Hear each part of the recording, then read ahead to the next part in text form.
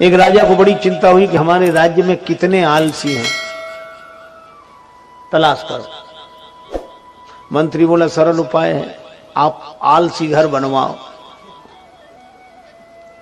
आलसी घर बनाया गया। राज्य में मुनादी हुई कि जो आलसी हों उनके लिए सुनहरा अवसर, आलसी घर में पधारें, आराम से रहें, सारी व्यवस्था राज्य की ओर से होगी। आलसियों के लिए एक आवश्यक शर्त है, कर कुछ नहीं सकते। दूसरे ही दिन आलसी घर भर गया, दूसरा बनाया वो भी भर गया। राजा को बड़ी चिंता हुई कि हमारे राज्य में इतने आलसी। मंत्री बोला कि सरकार इतने आलसी हो ही नहीं सकते, तो असली आलसी कैसे मिले? का घास फूस के झोपड़े हैं, आलसी घर लगा दो आग। अब आलसी घर में आग लगे, अब आग लगे तो कौन रुके? आग लगी सब भागे, लेकिन आश्चर्य दो फिर भी पड़े रहे। एक आलसी दूसरे से कह रहा था कि अब तो झोपड़े में ही आग लग गई, उठकर चिलम जला ले।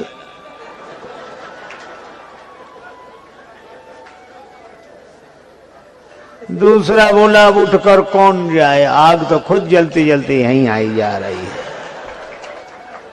मंत्री ने कहा कि महाराज यही दो हैं, बाकी नहीं है।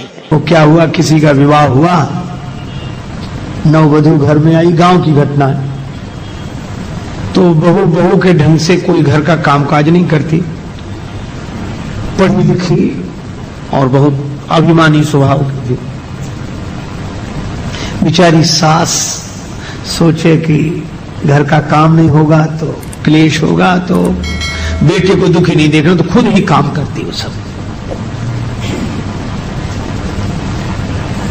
एक दिन बेटे को लगा कि ये बैठी रहती है, तो बेटे ने सोचा कि मैं मां के हाथ से झाड़ू लेकर झाड़ू लगाऊंगा, तो इसे शर्म लगेगी। पति ने उसके हाथ से झाड़ू, नहीं तुम मत लगाओ, मैं लगाऊं। बोली नहीं, मां बोली मैं लगाऊंगा। अब बेटा कह नहीं माता जी अच्छा नहीं, मैं लगाऊंगा। अब दोनों झगड़ने लगे। सोचा शायद इसे शर्म लगे, तो वो बैठी बैठी बोली काहे को झगड़ा करते हो, मेरे तो सिर में दर्द होने लगा। क्यों झगड़ते हो, एक दिन तुम लगा लिया करो, एक दिन ये लगा लिया करेंगे। बोलो। और एक दूसरा दृश्य देखो, किसी आदमी का विवाह हुआ, पत्नी के साथ घर में आया बेटा, तो बहुत दुखी। पत्नी ने कहा क्या हुआ? बोले देखो तो तुमने मेरे पीछे अपने माता पिता का त्याग कर दिया। पत्नी बोली वो तो सब करते हैं, उसमें क्या है? बोले नहीं, समानता का युग है, मैं भी समानता का आदर्श उपस्थित करूंगा। कैसे? बोले हे देवी, तुमने मेरे पीछे अपने माता पिता का त्याग किया, तो हम तुम्हारे पीछे अपने माता पिता का त्याग करते हैं। हो गई समानता। अरे भाई, एक आदमी बोला माँ बाप दोनों बराबर, उसमें क्या है? अरे हमने कहा ये शब्द ही अंतर बताते हैं। जब हम लोग बोलते हैं मां तो मुंह खुल जाता है मां, और जब बोलते हैं बाप तो बंद हो जाता है। सीधी सी बात है, जिसके आगे बालक का मुंह खुल जाए वह मां है, और जैसे देखते ही बेटे का मुंह बंद हो जाए वो बाप है। था तो गुरु जी ने समझाया कि बेटा तुम भी ब्रह्म, यह भी ब्रह्म, सब सर्वम खलविदम ब्रह्म। तो गुरु जी ने तो ठीक समझाया। बेटे ने, चेले ने सोचा कि समझ गए। कुछ चेले होते ही समझने के बाद उन्हें गुरु जी ना समझ लगने लगते हैं। कहते अब गुरु जी क्या जरूरत, मौका लगे तो गुरु जी को ही समझा दें। और जहां जाए वो इसके अलावा कोई बात ना करे। मैं भी ब्रह्म, तुम भी ब्रह्म, सब ब्रह्म, सब ब्रह्म। और बड़े अकड़ अकड़ के बोले मैं भी ब्रह्म, तुम भी ब्रह्म, सब। एक बार जा रहे थे ब्रह्मज्ञानी जी, उनका नाम हो गया था ब्रह्मज्ञानी जी। राजा का हाथी बिगड़ गया। महावत चिल्ला चिल्ला के कह रहा था सामने से हट जाओ, जो जाओ वहां से हट जाओ, हाथी हमारे कंट्रोल में नहीं है, तुम्हारा कुछ बिगड़ जाए तो हम जिम्मेवार नहीं हैं। वो चिल्ला चिल्ला के कह रहा था। ब्रह्मज्ञानी जी 2-4 लोगों के बीच में थे। लोगों ने कहा कि चलो महाराज चलो। अरे बोले कहां? आना जाना कहां है? सब जगह ब्रह्म है। अरे कहा महाराज वो महावत कह रहा है चिल्ला चिल्ला के हाथी। इतने दिन हो गए सत्संग करते, अभी भी तुम्हें हाथी में ब्रह्म नहीं दिखाई दे रहा है? तुम्हारी दृष्टि में हाथी है, तुम जाओ, हमारी दृष्टि में तो ब्रह्म है। हम भी ब्रह्म, हाथी भी ब्रह्म।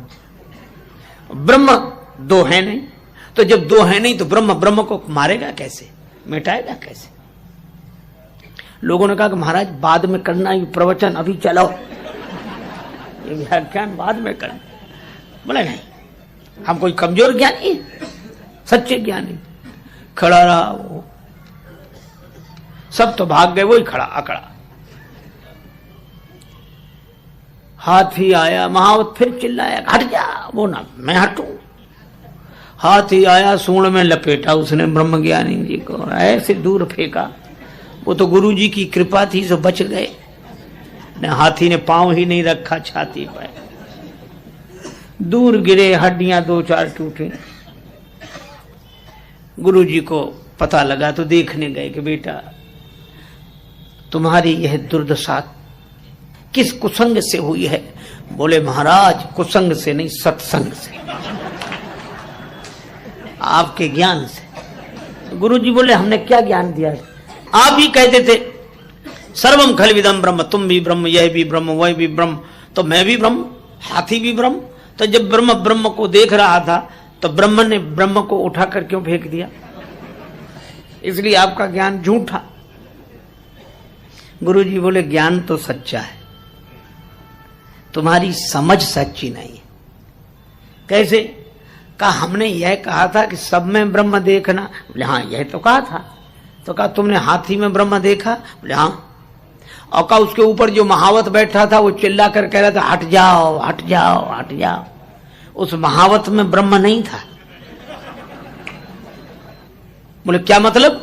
गुरुजी ने कहा कि सब में ब्रह्म है तो महावत में भी ब्रह्म था, और महावत ने मना किया कि हट जाओ, तो माने नहीं। तो हाथी में ब्रह्म तो देखते रहे, महावत में ब्रह्म नहीं देखा। तो सीधी सी बात है, जब ब्रह्म ने ब्रह्म की नहीं मानी तो ब्रह्म ने ब्रह्म को उठाकर फेंक दिया।